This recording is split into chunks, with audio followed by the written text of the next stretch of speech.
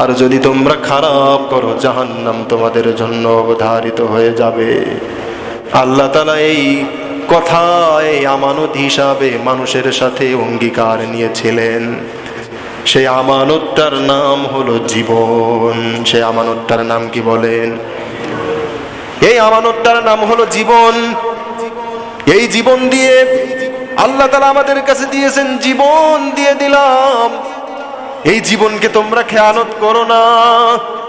খেয়ানত যদি তোমরা করো অবশ্যই কঠিন পাকড়াও করা হবে, কঠিন আযাবের ভিতরে তোমাদেরকে গ্রেফতার করা হবে। জীবন নামক আমানত আমাদেরকে আল্লাহ তাআলা দিয়ে দিয়েছেন।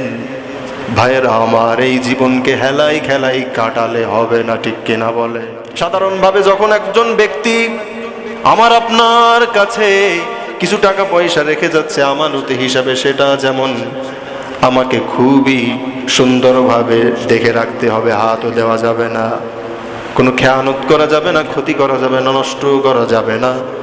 ঠিক তেমনি ভাবে আল্লাহ পাক রব্বুল আলামিন যেই জীবন নামক আমানত আমাদেরকে দিয়েছেন, এই জীবনের খেয়ানত করা যাবে না। ভাইরা আমার, আমানত বিশাল একটা, আমি শুরুতেই বলেছি এর ব্যাপক অর্থ রয়েছে। এই আমানতটা যদি সমস্ত মানুষ, পৃথিবীর সমস্ত মানুষ খেয়ানত যদি না করে, নষ্ট যদি না করে, পৃথিবীতে সংঘাত হবে না। আজকে এই ঝনঝনিয়া মাসলিয়ার ভিতরে যারা প্রতিনিধিত্ব করবে, এই কালীগঞ্জ থানার ভিতরে যারা প্রতিনিধিত্ব করবে, আজকে এই ঝিনাইদহ জেলার ভিতরে যারা প্রতিনিধিত্ব করবে, গোটা দেশের ভিতরে যারা রাজত্ব করবে, তাদের কাছে এই গোটা দেশটা, গোটা এলাকাটা একটা আমানত, ঠিক কিনা বলেন? এই আমানতের খেয়ানত মোটেই করা যাবে না। এই আমানতের খেয়ানত যদি করা হয় আল্লাহর কাছে ধরা খেয়ে যেতে হবে। আল্লাহ তাআলা পাকড়াও করে ফেলবেন।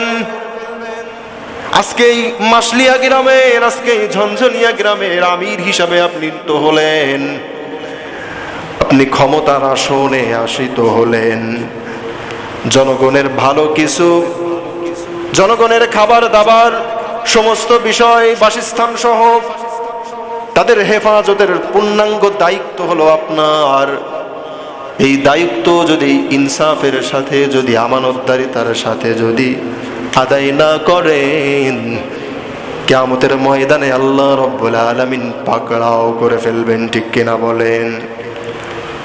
আজকে এই সামান্য ঝিনাইদহ জেলার যেই প্রধান আছে, তার কাছে যদি যে সমস্ত দায়িত্বগুলো দেওয়া হয়েছে আমানত হিসাবে, যদি সে খেয়ানত না করে, এই এলাকার ভিতরে, এই গোটা জেলার ভিতরে বারবার মিছিল সংগ্রাম হবে না, ঠিক কিনা বলেন? এই দেশের যারা প্রধান আছে তাদের কাছে যে আমানত হিসাবে দায়িত্বটুকু জনগণ দিয়ে দিয়েছে, এই দায়িত্ব যদি আমানতের সাথে যদি জনগণের কাছে সেটা ধারাবাহিকভাবে পৌঁছায় দেয়, বারবার জনগণ সংগ্রাম করবে না, বারবার মাঠে ময়দানে তারা নামবে না, বারবার তারা মিছিল মিটিং করবে না, বারবার তারা দুনিয়ার ভিতরে, দেশের ভিতরে সংঘাত করবে না, ঠিক কিনা বলেন? এই আমানতের হেফাজত আমাদেরকে করতে হবে।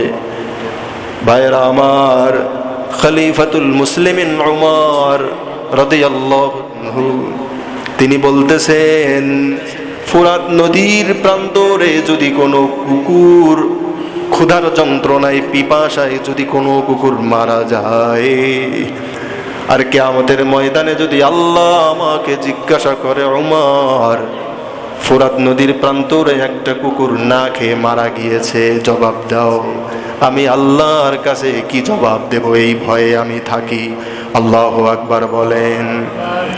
ইনি ছিলেন ইসলামের খলিফা, দেশের প্রধান ছিলেন, শাসন করেছেন, ইসলামের সাথে বেঈমানি করেন নাই, জনগণের সাথে ওমরে ফারুক বেঈমানি করেন নাই, ইসলামের পক্ষে ইনসাফের সাথে রাজত্ব করেছেন, ইনসাফের সাথে শাসনের দায়িত্বটুকু পালন করেছেন। ভাইরা আমার, খলিফাতুল মুসলিমিন উমর রাদিয়াল্লাহু তাআলা আনহু রাতে না ঘুমিয়ে তিনি খোঁজ খবর নিতেন, কোন জায়গায় কোন বান্দা বান্দিরা অসুবিধার ভিতরে সময় পার করতেছে। সুবহানাল্লাহ বলেন। এমন আমির আমরা চাই কিনা? এমন প্রতিনিধি আমরা চাই? এমন একজন আমির চাই যে সব সময় মানুষের পাশে থাকবে। ওমরে ফারুক রাদিয়াল্লাহু তাআলা আনহু তিনি রাতের গভীরে বের হয়ে পড়লেন, সাথী আসলাম রাদিয়াল্লাহু তাআলা আনহু